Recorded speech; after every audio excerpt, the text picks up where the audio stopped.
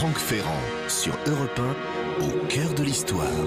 Grâce à Franck Ferrand, chaque jour sur Europe 1, nous apprenons à mettre des visages et des histoires derrière des noms. Bonjour Franck. Bonjour Anissa, bonjour à tous. Prometteur, ce titre, je vous le concède, mais tout à fait justifié pour parler d'un homme dont l'empreinte sur le grand siècle est sans doute incomparable. Vauban avait tout le temps de réfléchir au cours de ses très longues, de ses incessantes pérégrinations à bord de ce bureau volant qu'il appelait sa Basterne, mais le fait est que ses réflexions ont souvent été fécondes, vous allez vous en rendre compte. Je suis heureux que Dominique Lebrun puisse être des nôtres cet après-midi. Et puis, tout à l'heure, à la fin de l'émission, je répondrai à la question d'Hervé sur les origines de l'expression hôtel de police, hôtel de ville, hôtel des impôts, ou tout simplement hôtel des invalides, puisque nous allons parler de Vauban.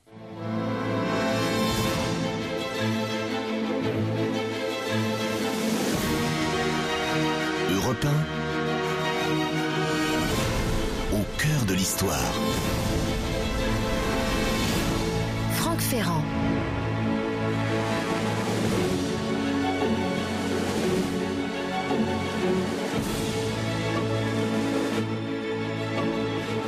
De Vauban, le duc de Saint-Simon, qui n'est pas connu pour ses flatteries, disait « Jamais homme plus doux, plus compatissant, plus avare ménager de la vie des hommes, avec une valeur qui prenait tout sur soi et donnait tout aux autres. » Après un tel jugement, impossible d'en rester à la seule image du grand stratège, preneur de cité, défenseur hors pair, architecte de 300 places fortes, dont plus de 30 qui ont été créées purement et simplement par lui, à partir de rien. À l'évidence, il existe une autre facette de celui qu'on a appelé le bonhomme Vauban, comme on dit le bonhomme Le Nôtre ou le bonhomme La Fontaine.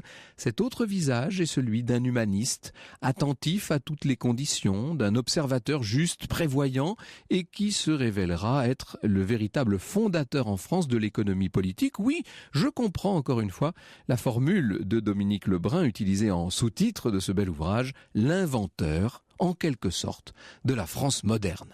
Toute la carrière militaire de cet homme sorti du rang pour devenir en fin de compte maréchal de France, nous sommes sous l'Ancien Régime, comprenez de quoi nous parlons, c'est une ascension quasiment sans exemple.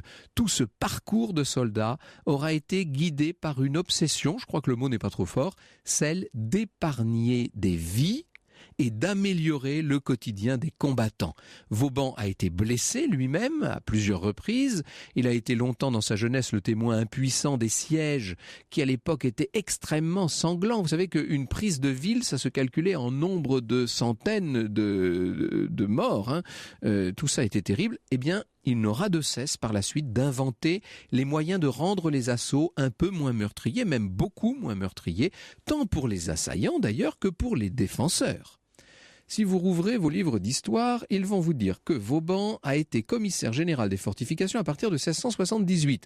C'est vrai, mais ça c'est un titre. Ce n'est qu'un titre, devrais-je dire, qui recouvre en vérité de très longs, d'interminables déplacements à travers le royaume, ce qui est en même temps une occasion idéale d'observer les provinces traversées, de rencontrer les sujets souffrants du roi de France. Ainsi Vauban va-t-il prendre conscience des conditions de vie de ses contemporains?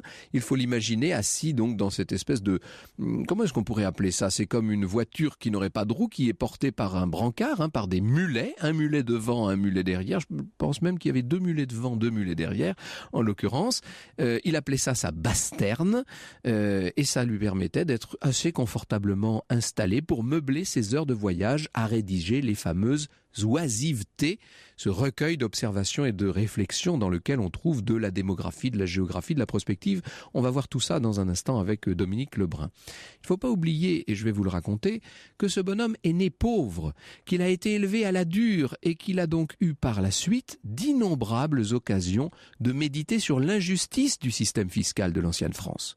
Peu de temps avant de mourir, le 30 mars 1707, rappelez-vous, nous avions largement, amplement célébré le tricentenaire de la mort de Vauban en 2007, le grand homme va publier avec une magnifique audace son projet d'une dîme royale qui préconisait non seulement la progressivité de l'impôt, mais l'égalité de tous les sujets sans exception devant la contribution, considérée comme un engagement civique. Comment s'étonner après cela que Vauban se soit fait d'innombrables d'innombrables ennemis et qu'il ait créé les conditions de cette relative disgrâce qu'il aura connue à la fin de sa vie. Relative disgrâce, on en reparlera aussi tout à l'heure. Celui que Voltaire appellera le premier des ingénieurs et le meilleur des citoyens n'en aura pas moins été le seul à s'élever par exemple contre les conséquences de la révocation de l'édit de Nantes, contre la généralisation des dragonnades à travers le royaume. Les dragonnades sont ces terribles persécutions qui affectaient les protestants à partir du milieu du règne de Louis XIV. Donc, le monsieur que nous allons ressusciter maintenant avait certes un rude caractère, mais ne perdez jamais de vue qu'au fond, il y a la tendresse du cœur et la noblesse de l'âme. Sébastien le Prestre de Vauban, c'est son vrai nom, on l'appelait le prêtre tout simplement, appartenait à cette petite noblesse de province qui ne faisait pas grand bruit, on est très loin des seigneurs de la cour là, mais une petite noblesse qui défendait une certaine droiture dans la vie. Il s'agit d'une noblesse récente en l'occurrence, c'est le grand-père de Sébastien qui était notaire dans un bourg du Morvan et qui a pu acheter un fief donnant des lettres de noblesse, on était là en 1555, donc moins de 80 ans avant la naissance de Sébastien, au printemps 1633. Le père, quant à lui, il s'appelait Urbain de Vauban. Le père a épousé une certaine Edmée Corvignol. On est vraiment dans le terroir, j'allais dire on y est jusqu'au cou. C'est elle, cette bonne Edmée, qui apporte en dot une demeure paysanne à Saint-Léger de Foucheray, qu'on appelle aujourd'hui Saint-Léger-Vauban bien sûr. C'est la maison natale de notre grand homme. Donc, et j'insiste, dans un milieu pauvre, rien de si court, de si nouveau, de si plat, de si mince que cette famille, dira Saint-Simon. Comme presque toujours à l'époque, le curé de la paroisse, le curé de Saint-Léger, va instruire l'enfant, lui apprendre à lire, à écrire, à compter. Il le trouve doué. On va voir Vauban faire tout de suite des prouesses en arithmétique, en géométrie, comme par hasard, bien entendu. Et très tôt, on le voit lire un traité des fortifications. Il se fait remarquer, les grands stratèges de l'époque ont besoin de jeunes cerveaux brillants, bien entendu. C'est le cas du plus grand de tous, qui se trouve être le gouverneur de la Bourgogne à l'époque, le prince de Condé, en personne, le cousin du jeune roi Louis XIV, le terrible frondeur, le vainqueur de Rocroi avant tout cela, celui qu'on appellera le Grand Condé. Eh bien, quand Sébastien a 18 ans, nous sommes là en 1651, le Grand Condé l'emmène à sa suite jusque dans les Flandres et très vite, on voit Sébastien travailler au rempart de Clermont en Argonne. Europe 1, au cœur de l'histoire. 14h-15h, Franck Ferrand. Et cet après-midi, Franck Ferrand, vous nous faites découvrir l'architecte de génie militaire de Louis XIV, Vauban, qui se fait remarquer très jeune. Sébastien, le prêtre de Vauban, a 20 ans quand il participe au siège de Sainte-Ménéhoult. Il s'y comporte d'emblée en véritable héros, il faut le dire. Ce gamin n'a peur de rien. Par exemple, on le voit traverser une rivière à la nage sous la mitraille. On imagine les balles qui ricochent à la surface de l'eau.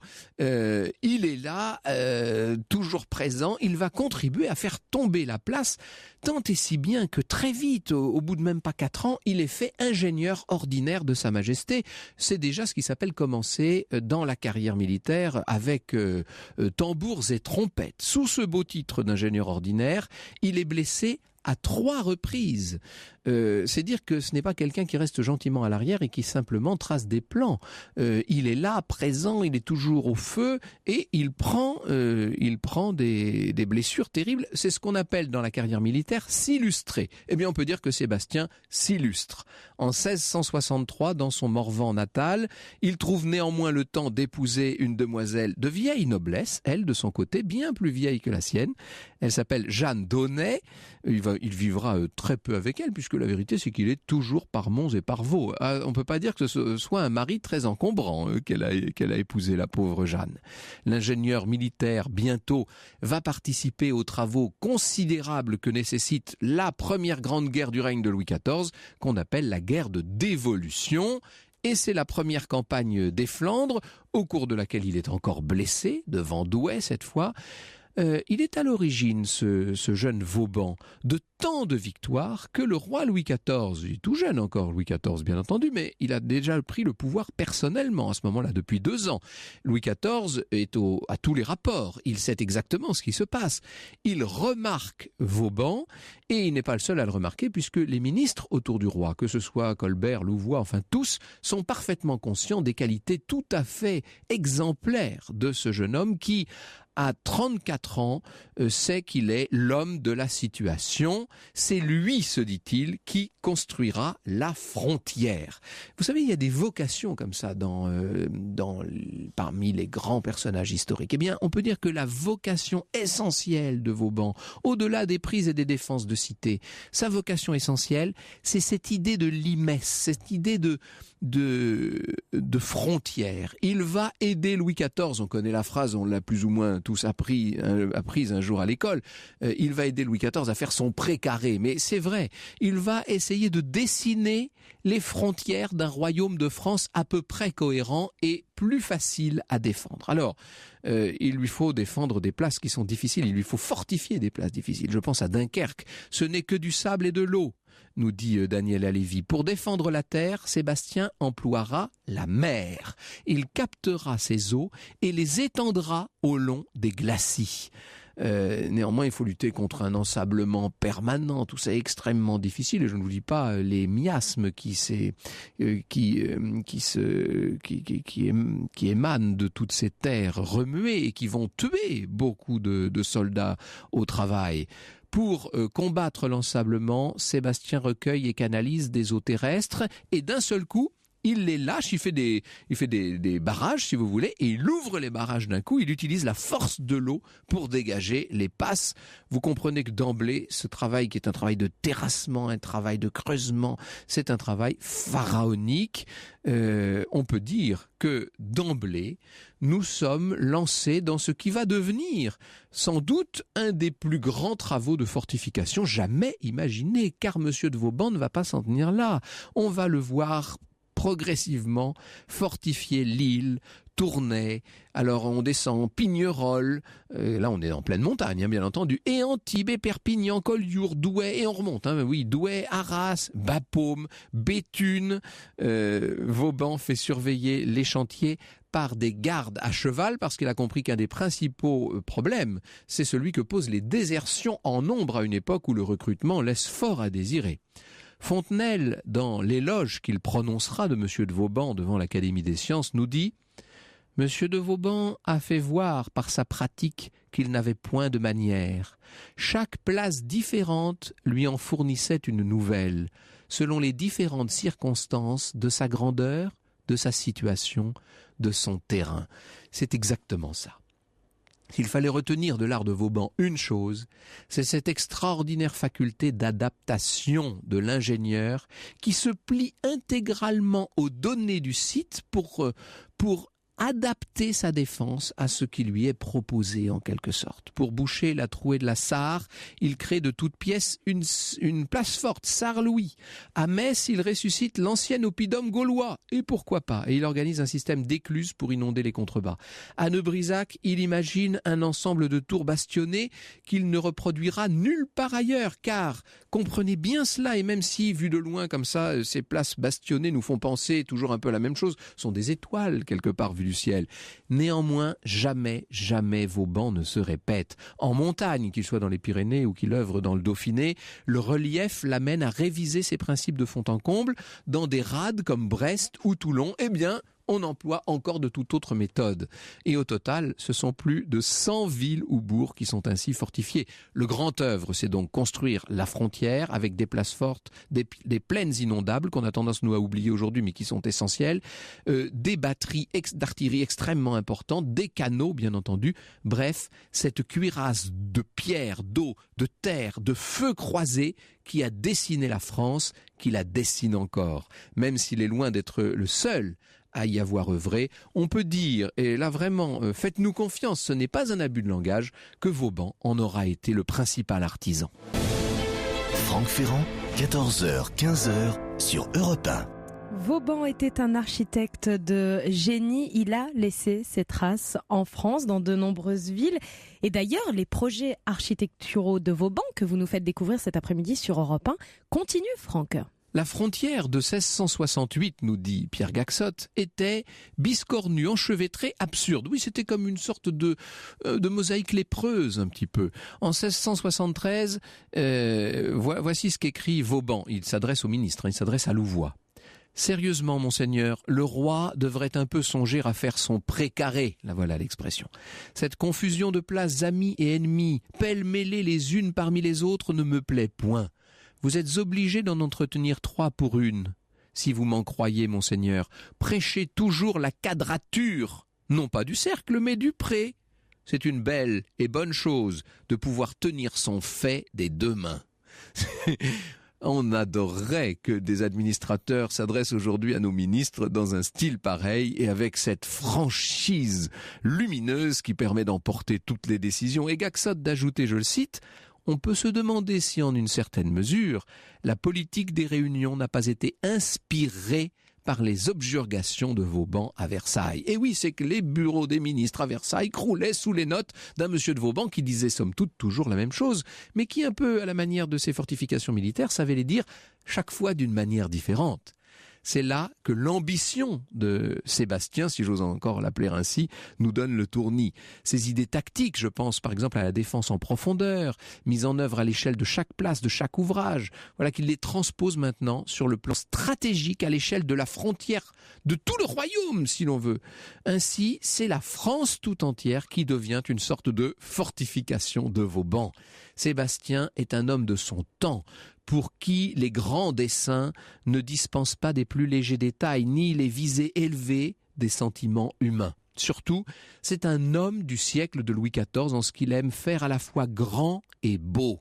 La grandeur, on peut dire qu'elle parle d'elle-même, mais pour ce qui est de la beauté, elle fait à ses yeux partie des armes, ou plus exactement des arguments stratégiques destinés à impressionner l'ennemi, à lui inspirer du respect, de la crainte et pourquoi pas aussi une forme d'humanité. Nous sommes au grand siècle, grand sous tous les rapports. Lors des travaux de Vauban à Strasbourg, par exemple, on voit le ministre traîner des pieds. Louvois n'a pas tellement envie d'avancer. Sur les ébauches qu'on lui montre, les portes de la citadelle lui paraissent surdécorées. Et il se pose des questions. Après tout, pourquoi tous ces ornements qui n'apportent rien à l'art militaire? Que Vauban fasse avec 12 000 écus, il n'aura pas un denier de plus. On a l'impression d'être en 2016 d'un seul coup. Strasbourg, c'est la porte de l'Allemagne. Et là, Vauban se dit que ses ministres ne comprennent décidément rien. Strasbourg, c'est l'endroit où il importe le plus de se montrer magnifique afin d'en imposer à tous les princes frontaliers. Et puis, ajoute l'ingénieur, puisque mon ouvrage est bon, pourquoi m'en refuser le couronnement? Dois-je ajouter qu'il aura gain de cause, monsieur de Vauban? Évidemment, on va lui donner l'argent qu'il veut. Il va mener, écoutez bien ça quand même, plus de 50 d'ailleurs, 52 sièges, sans aucun échec. C'est complètement incroyable. On disait ville investie par Vauban, ville prise. Au siège de Maastricht en 1673, il va inventer ce qu'on appelle les parallèles, qui protègent les boyaux de tranchées des offensives des assiégés. Et c'est ce dont on s'inspirera beaucoup plus tard au moment des tranchées de 1914-1915. Vous savez, à Luxembourg en 1684, il crée les cavaliers de tranchées, c'est-à-dire des espèces de tours fabriquées à partir de sacs, de sable et de gravats. À Philipsbourg en 1689, il met en place le tir à ricochet, avec des projectiles qui sont lancés à charge réduite, ce sont des boulets creux, ce qui leur permet de rebondir, d'aller plus loin et de frapper plus fort. Sébastien obtient là de tels résultats qu'on décide sur le champ de le nommer lieutenant général. Il est devenu un grand personnage, évidemment, il a l'oreille personnelle du roi, mais il n'en est pas moins toujours personnellement présent. Il veille à tout. Toujours en première ligne, le sieur Vauban doit être empêché de s'exposer inutilement, écrit Louis XIV en marge d'un rapport.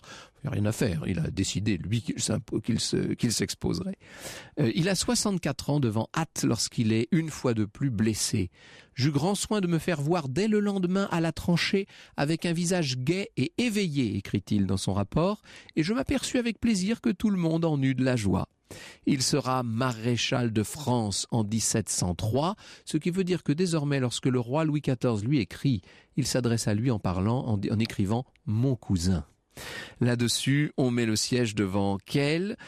Sébastien réclame l'honneur d'aller s'en charger. Mais songez-vous, monsieur le maréchal, que cet emploi est très au-dessus de votre dignité, lui dit Louis XIV. Sire, il s'agit ici de vous servir. Plus vous nous élevez, plus nous devons en avoir envie. Je laisserai le bâton de maréchal à la porte et j'aiderai à prendre la place, dit-il. La vie errante de Sébastien lui a par ailleurs donné, je vous l'ai dit, maintes fois l'occasion de voir de près les réalités du terrain, en faisant un rapport direct au roi. Ça, c'est extraordinaire d'être devenu maréchal de France. Il peut se permettre d'écrire à Louis XIV. Ça, c'est tout à fait inouï. Alors, il fait des rapports partout, sur le canal du Languedoc, sur le commerce, la monnaie, les chevaux, les colonies, les gabelles, les billets de commerce. On va venir à tout ça, bien sûr, les poids et mesures et l'élevé d'impôts, bien entendu. Il appelait ça des oisivetés. Elles étaient abondantes, elles étaient précises, elles étaient utiles, mais bien entendu pour certains, elles étaient irritantes. Sébastien s'étonnait souvent de l'apparente passivité du grand roi à ses demandes de réforme. Il ignorait à peu près tout des impératifs de ce qu'on appelle la grande politique. Lui, il voyait les choses concrètes, urgentes, utiles. Un jour, au cours d'une séance de travail avec Louis XIV, il recommande chaudement un habitant très méritant de Saint-Malo et réclame pour lui des lettres de noblesse. « Ah, ça non, dit le roi, je ne puis, la noblesse est le prix du sang. » Sébastien pâlit, il se mord les lèvres, il ramasse ses papiers, il sort sans dire un mot. Et pendant 2 jours, Louis XIV fait comme s'il ne le voyait pas à chaque fois qu'il le croise. Et puis au 3e jour, il l'attire à part dans la galerie devant tous les courtisans et lui dit « Vauban, je ne suis pas fâché contre vous. Allez, je vous accorde la noblesse de votre ami. » Bonjour Dominique Lebrun. Bonjour. C'est un sacré bonhomme dont vous vous êtes chargé. Alors avec vous, nous allons essayer de voir l'autre Vauban maintenant. Grâce à vous, cet après-midi sur Europe 1, Franck Ferrand, nous connaissons un petit peu mieux l'architecte de génie Vauban et nous allons continuer à le découvrir avec votre invité. Vous recevez Dominique Lebrun, écrivain, spécialiste de l'univers maritime et auteur de Vauban, l'inventeur de la France moderne, paru à la librairie Vuibert. Vous reprenez vous-même, Dominique Lebrun, cet éloge de Vauban devant l'Académie des sciences, où l'on voit l'immensité de l'œuvre accomplie. On ne peut pas passer à côté, même si c'est l'autre Vauban qui nous intéresse. Le stratège, le constructeur, le défenseur, le fortificateur, si j'ose ainsi m'exprimer, de la France, passe avant tout. Oui, parce que c'est ce que l'on en voit encore, mais le plus important n'est avec pas ces là. sites classés aujourd'hui au patrimoine mondial de l'UNESCO. Sites classés, et puis l'esthétique des lieux est fantastique. Les paysages eux-mêmes, je pense à Briançon, je pense aux Pyrénées, Villeneuve-de-Conflans, c'est juste grandiose. Mais ce qui est plus grandiose encore pour moi, c'est vraiment ce qu'il a fait à côté dans sa petite tête, dans sa basse terne, lorsqu'il traverse la France dans tous les sens. Parce qu'on m'a dit, mais Vauban, il était partout. Et je réponds, oui, et 3 fois plus qu'une. Donc il a passé sa vie à voyager, sa vie à observer, sa vie à analyser, à essayer de quantifier et à trouver des solutions. Je me rappelle une émission qui avait un documentaire qui a été fait, ce qu'on appelle un docu-fiction, c'est-à-dire qu'il y avait des images de reconstitution, vous avez dû voir ça, oui. Au moment du tricentenaire de Vauban, on le voyait justement écrire et lire dans sa basse-terne, et on avait une carte du royaume de France, et alors on dessinait peu à peu ses pérégrinations, ses voyages, et puis petit à petit ça finissait par devenir une espèce d'énorme gribouillis, et on se disait mais c'est pas possible, il a plus voyagé avec ses mules à l'époque que nous ne le faisons avec nos voitures et nos trains modernes. On peut le dire comme ça, premier point. Alors ensuite, est-ce qu'il le faisait avec des mules ? Vous savez, la basse-terne, ce n'est pas sûr qu'elle ait existé. Ah bon ? Il se peut que ce soit un mythe qui correspond tout à fait au personnage, qui correspond techniquement à l'usage, mais ma petite vision personnelle des choses est qu'un technicien comme lui, l'homme qui a inventé le fusil de Vauban, la baïonnette de Vauban, s'il avait inventé cette basse-terne qui est finalement l'ancêtre du commande mobile, oui. C'est l'ancêtre du commande-car de la Seconde Guerre mondiale. C'est ça. On en aurait parlé plus, il aurait fait des plans. Or, il n'en existe pas. Non. Et les maquettes qui ont été réalisées, elles sont en contradiction les unes avec les autres. C'est du fameux film, La sueur évite le sang, n'est pas juste du tout. Et puis, j'aimerais savoir qui était le malheureux secrétaire qui était assis en face de lui et qui, avec sa mine de plomb vraisemblablement, dans les chaos de cette basse-terne, notait ce que dictait le grand Vauban. Alors, en tout cas, il avait la santé pour pouvoir parcourir de telles distances. Il a été partout. Partout. Il se soignait au lait d'ânesse, écrit-il. Ah, voilà. C'est souverain, c'est bien connu. Non, en fait, il a été partout. Il y a même été très vite lorsque la Savoie attaque la France par l'école alpin, par un endroit auquel on ne pensait absolument pas.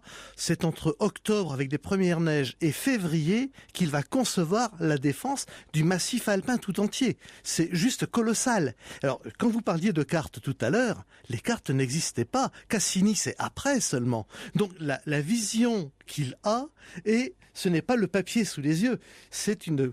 Comment dire, il internalise complètement son propos, et pour moi, ça reste encore un petit mystère. Comment ces gens faisaient-ils pour assimiler aussi bien des reliefs d'une complexité terrible? Et pour les reconstituer d'ailleurs, car nous avons à cette époque le tout début de ce qu'on appellera les plans reliefs, qui se poursuivront jusqu'au règne de Louis-Philippe par la suite, mais qui sont aujourd'hui en très grande partie conservés aux Invalides. Il y en a aussi au musée de Lille. Et ces plans reliefs sont des maquettes extraordinairement précises, avec les reliefs, les cours d'eau, etc. Enfin, on a des morceaux entiers du paysage du XVIIe siècle, comme si on les survolait en hélicoptère. Hein. Ça va plus loin que ça, parce qu'ils sont tous faits comme si c'était le printemps. Eh oui. Les différentes cultures sont représentées, que l'on sache si on avait affaire à de la vigne, à des bosquets ou à des champs. D'un point de vue stratégique, c'est absolument capital.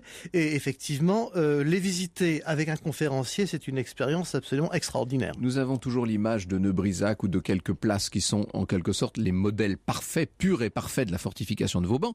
Mais il est évident que quand il est à Besançon, par exemple, il s'adapte au relief. Hein.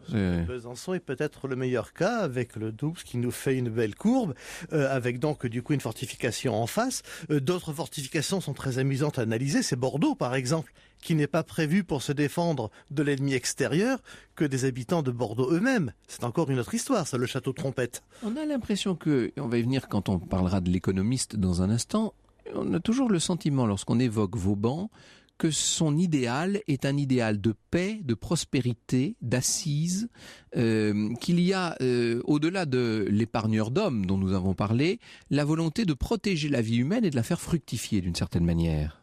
Je préfère quand vous dites faire fructifier la vie humaine que la protéger. Ce n'est pas par pure humanité que Vauban veut éviter de perdre des vies. Son angoisse, il a bien compris quel était le point de vue de Louis XIV et que les guerres n'arrêteraient pas.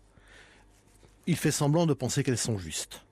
Et il se dit, et si un jour la France n'avait plus assez d'hommes pour remplir ses armées, et surtout pour cultiver les champs pendant ce temps-là, parce que ce qu'il ne faut pas oublier, c'est que derrière les charrues, il faut quelqu'un. S'il n'y a pas de charrues, il n'y a plus de blé. S'il n'y a plus de blé, on ne nourrit plus. Et des militaires non nourris, ça ne sert à rien. Et voilà. Donc sa démarche est absolument objective. Elle est technique, c'est l'ingénieur. Alors certes, il y a l'humanité, mais il n'y a pas que ça. Il y a chez lui une sorte d'obsession de l'utilité. Oui.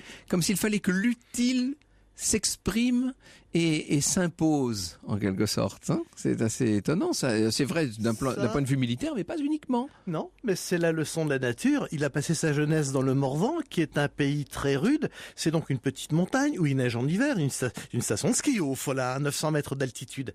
Il y a crapahuté depuis qu'il était enfant. Il a appris à relever les traces des animaux. Il sait tout de la nature. Et par conséquent, pour lui, il y a un équilibre général entre ce qui est un lieu. S'il s'adapte aussi bien au terrain pour adapter ses fortifications, c'est parce qu'il a tout compris de la nature. Le plus bel exemple pour moi, qui suis un homme de la mer, c'est de voir comment ce Morvandiau comprend la marée, comment au contact des Malouins notamment, qu'il fait anoblir parce que ils ont financé les fortifications de Saint-Malo. Hein. Ce n'est pas Louis XIV était gonflé de ne pas vouloir anoblir l'armateur en question. Enfin, pour revenir donc au propos, la façon dont Vauban accède à la connaissance maritime pour en tirer des conclusions qui iront jusqu'à la géopolitique, c'est juste exceptionnel. Il y a presque un côté extra-lucide chez ce bonhomme. Totalement. Ça lui vient d'où ? Quel était son rapport à la religion d'ailleurs ? Sur la fin de sa vie, ça prend une tournure un peu particulière, il faut le dire. Est-ce qu'il vit un peu une double vie quand même, il faut le dire. Vous parlez de la moralité des maîtresses de Vauban ? Non, moi je ne le vois pas comme ça. Quelqu'un qui dans son testament cite 5 personnes qui sont susceptibles d'avoir un enfant de lui. C'est quand même incroyable. C'est à ça que je faisais allusion, précisément. Ça m'apparaît comme quelqu'un qui, au niveau donc de la perception du divin, est au-dessus du quotidien. Dans sa première étude sur les colonies, le premier souci pour faire des colonies qui fonctionnent, surtout qu'il n'y ait pas de moines. C'est le premier argument pratiquement. Qu'il n'y ait pas de moines. Qu'il n'y ait pas de moines parce que ce sont des parasites de la société. C'est donc, Vauban est quelqu'un qui est très croyant. À Lille, il y a sa chapelle d'ailleurs, quand il est malade, sa chapelle qui est accessible directement depuis sa chambre, mais ce n'est pas un bigot. Et ça, à l'époque, c'est rare. Ça n'est pas un bigot à une époque où il y en a beaucoup. Oui. Ça n'est pas non plus un courtisan. On le voit écrire, là, j'ai un peu assisté sur cet aspect parce que c'est amusant de le voir en correspondance permanente avec les bureaux versaillais. Il écrit notamment au grand ministre Louvois, qui a fait de très sales choses dans sa vie. Hein, mais enfin, ça, c'est un autre sujet. Bon. Et puis, il se permet, à la fin de sa vie, maréchal de France, il écrit carrément au roi lui-même. Que leur dit-il? Quelle est la teneur de tous ces rapports, de toutes ces lettres, de tous ces plis? Alors d'abord, Vauban n'attend pas d'être maréchal de France pour s'adresser directement au roi, qui lui a dit d'ailleurs, n'hésitez jamais à m'en parler, je ne dirai pas aux autres que vous en avez parlé, parce que le roi lui-même se méfiait de l'entourage. Et ça nous amène au rapport de confiance exceptionnel qui existe entre Vauban et Louis XIV, mais aussi Vauban et Louvois et Colbert et Seignelay, ensuite son fils. C'est que ces gens savent qu'il n'est pas un dangereux, ce n'est pas un courtisan, c'est quelqu'un qui a pour passion la France, le royaume, un point c'est tout. Et lorsqu'il voudra un jour faire cet impôt sur le revenu dont on parlera tout à l'heure, ses ennemis, d'où ça vient, c'est ça. C'est cet homme qui voit l'intérêt du royaume avant l'intérêt personnel des agents qui vont récupérer ces sommes et s'en prendre un certain pourcentage. Est-ce qu'il n'a pas quand même, avant l'heure, un petit côté technocratique, si je puis dire? Ah, la cochonnerie est de ce côté-là une œuvre extraordinaire. Il faut expliquer ce que c'est la cochonnerie. J'y arrive. La cochonnerie, c'est bel et bien le titre d'un essai. Ça consiste à prendre un couple de cochons, un cochon et une truie, et de voir sur X générations quel tonnage de viande on peut espérer en tenant compte des maladies, du nombre de donc dans la portée, sexe mâle, sexe femelle, etc. Et savoir combien de gens, en définitive, et pendant combien de temps on pourrait nourrir. C'est la technocratie absolue avant l'heure. Il pousse le chiffre jusqu'au bout. Et puis pareil, avec son étude statistique de l'élection de Vézelay, où il compte les débits de boissons. Ici, il y a 3 moutons, là, il y a 4 vaches. Et tout ça sur un tableau synoptique. C'est fantastique. Oui, j'ai finalement trouvé une chose que n'était pas Vauban. Ce n'était pas un poète, mais en revanche, c'était sans doute un économiste. Nous y venons dans un instant. Franck Ferrand, 14h, 15h sur Europe 1. Et cet après-midi, avec vous, Franck Ferrand, nous découvrons les secrets de l'incroyable destin du bâtisseur de génie Vauban. Grâce à vous et grâce à votre invité, vous recevez Dominique Lebrun, écrivain spécialiste de l'univers maritime et auteur de Vauban, l'inventeur de la France moderne, paru à la librairie Vuibert. Je disais à l'instant, Vauban n'était pas un poète, vous n'êtes pas d'accord en fait, il y a une poésie du paysage, c'est ça? Il y a son rapport à la nature qui fait qu'il est obligé d'être un poète. Eh oui. Mais il ne sait pas. Ça l'aurait vexé qu'on lui dise ça. Il ne prétendait pas bien écrire d'ailleurs. Hein. Non, mais quand je dis qu'il n'était pas poète, c'est qu'il a quand même une vision extrêmement rationnelle, concrète des choses. C'est l'honnêteté intellectuelle. Il ne s'autorise pas à parler sans pouvoir prouver. C'est ça sa qualité, je pense. C'est assez fort ce que vous dites, c'est-à-dire que il n'y a jamais chez lui de politique au sens XVIIe siècle du terme. Il ne déguise pas sa pensée. Il n'y a pas de stratégie dans sa façon d'aborder les sujets. Dans son texte, dans ce qu'il écrit à Louis XIV sur la révocation de l'édit de Nantes, il s'offre une phrase d'introduction politique. Mais ensuite 50 phrases qui sont d'arguments chiffrés et qui ne sont pas ni de la religion ni de la philosophie, qui sont de l'argument économique. C'est-à-dire que Vauban, un des rares dans sa génération, je dis, il n'est pas le seul du reste, mais d'ailleurs on parlait de Saint-Simon, je pense que Saint-Simon écrit plus tard. Mais en tout cas, il l'avait peut-être perçu. Ce sera publié plus tard. Beaucoup plus tard. Mais à cette époque, en tout cas, Vauban est sans doute le seul ou l'un des rares à avoir compris quel serait l'impact économique d'une mesure qui était religieuse et politique, c'est-à-dire cette révocation de l'édit de Nantes qui empêchait, qui supprimait la tolérance pour le culte protestant, avec ces expatriations très nombreuses de protestants qui vont aller enrichir les villes de toute la frontière française, en fait, hein, bien entendu. Oui, Berlin est né des protestants français. Sûr, oui. Ça va plus loin d'ailleurs que le culte. En chassant les pasteurs, Louis XIV chassait aussi l'état civil, ce qui veut dire que les mariages n'étaient plus valables. Et que donc, à terme, il éradiquait totalement une partie de la population. Mais surtout, ce qu'il avait oublié, mais que Vauban, lui, savait parfaitement, c'est que les ingénieurs de Vauban étaient protestants. Les entrepreneurs qu'il faisait travailler étaient protestants. Les officiers de la marine française étaient protestants. Les commerçants du Val-de-Loire étaient protestants. Comme il y passait son temps donc à traverser la France et voir qui faisait la richesse de la France, il s'est juste rendu compte que c'était la décision la plus invraisemblablement stupide qu'on puisse prendre. Alors nous avons bien entendu à l'esprit l'image de ce grand stratège qui a été souvent au feu. Ça, j'insiste toujours parce qu'on a l'impression qu'il est dans un bureau et qu'il fabrique des fortifications. À Cuirasse, dans le château de Bazoches, on voit encore on voit les traces. de balles de mousquet. Exactement. Il faut y aller à Bazoches. Il faut y aller. Un endroit formidable. C'est le Morvan tel qu'on l'adore.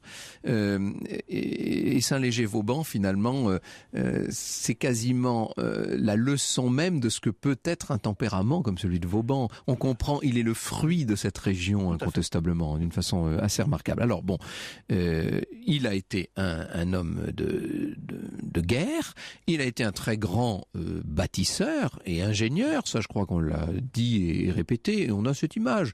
Je pense que le nom de Vauban fait quand même partie des noms les plus connus de l'histoire de France et que à peu près tout le monde sait que c'est le monsieur qui a construit toutes ces grandes places bastionnées et qui a défendu la frontière. Bon. Mais ce que vous nous montrez, et avec force argument, c'est qu'il est aussi ce que nous appellerions nous aujourd'hui un économiste. Comment est-ce qu'on appelait ça au XVIIe siècle ? Ça ne s'appelait pas. Eh bien voilà. Ça ne s'appelait pas. Vauban invente le raisonnement quantitatif à une époque où n'existe que le qualitatif. Du point de vue militaire, deux armées s'opposent. Vu l'armement qu'il y a à l'époque, il n'y a pas de... Sauf disproportion des forces, l'une ne peut pas vaincre l'autre. Donc c'est un jeu d'échecs. Mais lui quand même se dit, à force de se battre, un jour peut-être qu'on n'aura plus assez d'hommes, et là il commence à compter. Lorsque il prévoit des sièges... Donc au début c'est pour des histoires d'approvisionnement, etc. C'est ça ? On y arrive. Alors l'approvisionnement, c'est quoi l'idée ?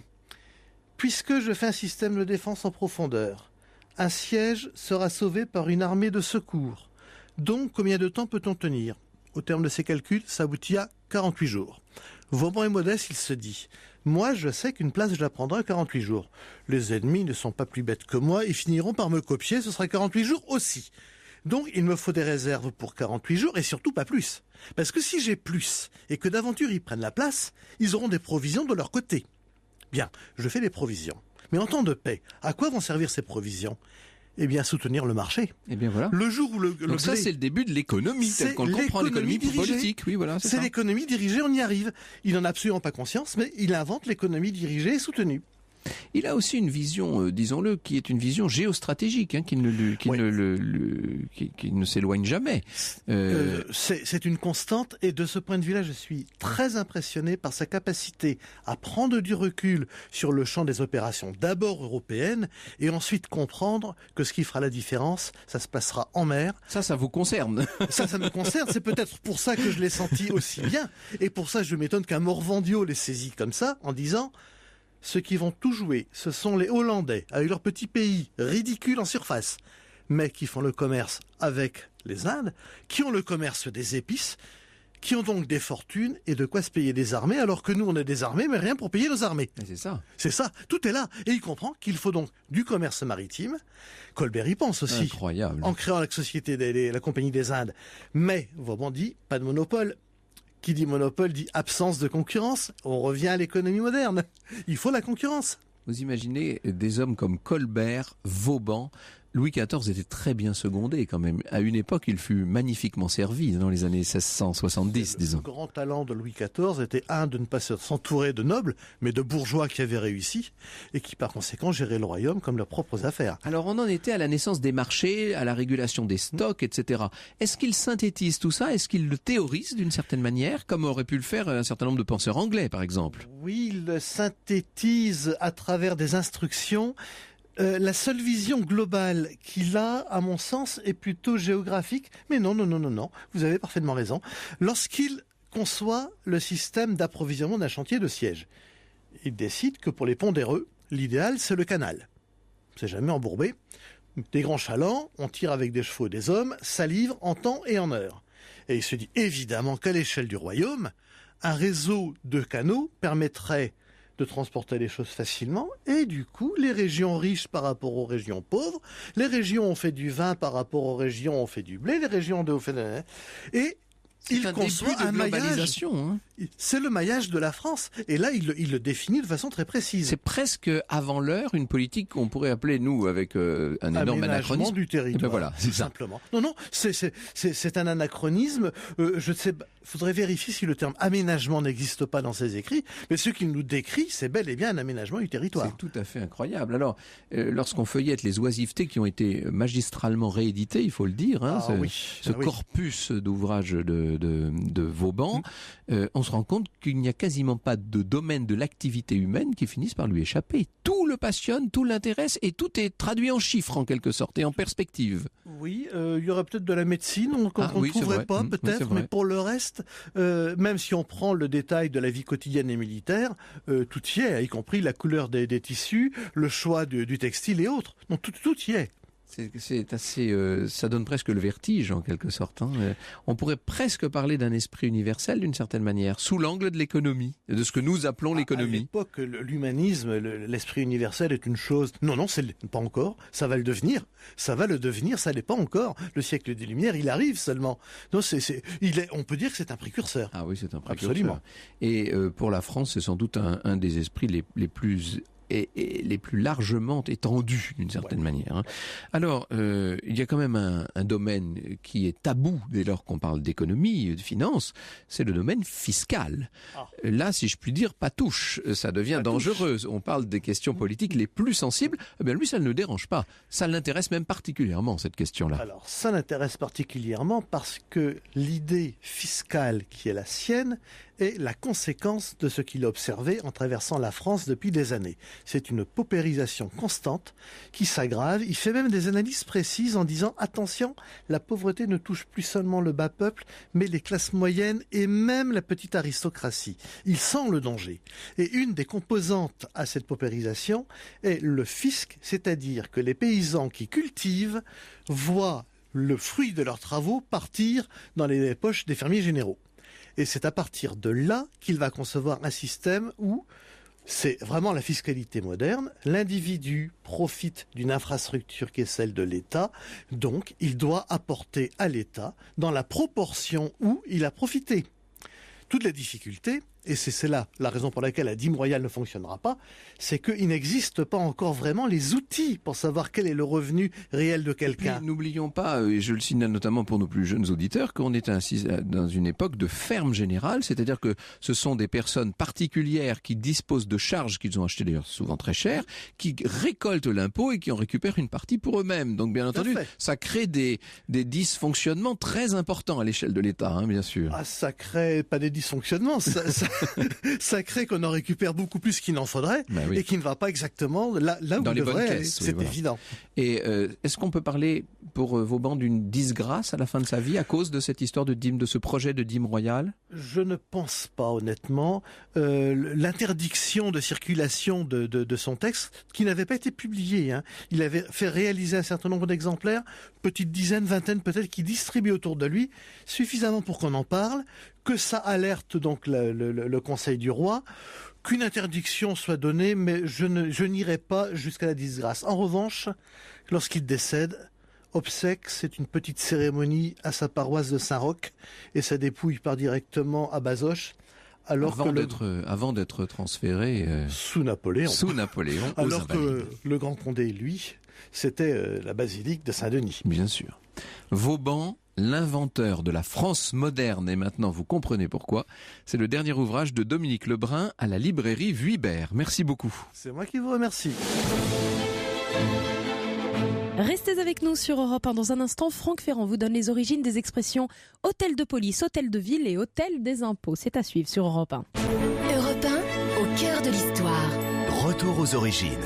Avec une question pour vous aujourd'hui, Franck, signé Hervé sur la page Facebook au cœur de l'histoire. Il voudrait connaître l'origine des expressions hôtel de police, hôtel de ville, hôtel des impôts. Oui, vous savez, le mot hôtel est très intéressant. C'est un terme très polysémique, comme on dit. Il a toutes sortes de sens en français. Alors aujourd'hui, pour nous, quand on parle d'un hôtel, c'est surtout un établissement commercial d'hébergement touristique, pour prendre la définition du dictionnaire. Mais il y a aussi le domicile particulier. Une belle maison de ville, ça s'appelle un hôtel particulier. Autrefois, c'était un hôpital, un hostel, un hôtel. Et puis, tout établissement public, d'une façon générale, portait, à partir du milieu du Moyen-Âge, le nom d'hôtel. La première forme connue en français, c'est hostel sans H, en 1050, et ça c'est directement dérivé du latin hospes hospitiis, qui signifie l'hôte, et ça fait référence à un hébergement provisoire. Et puis, un petit peu plus tard, au milieu du XIIe siècle, on parle donc d'hostel pour désigner une demeure particulière. Il faut attendre 1225 pour trouver l'utilisation du terme dans un cadre religieux.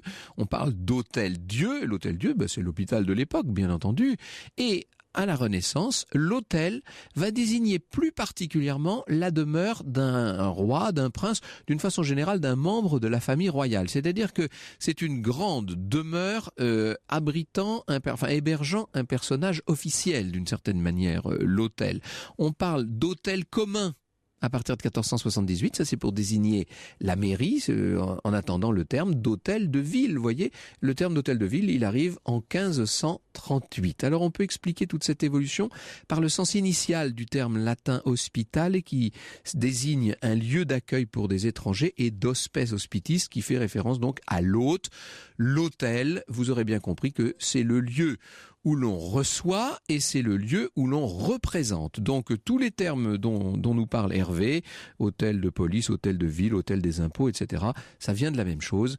On pourrait presque donner un équivalent, une sorte de synonyme historique qui serait établissement, tout simplement.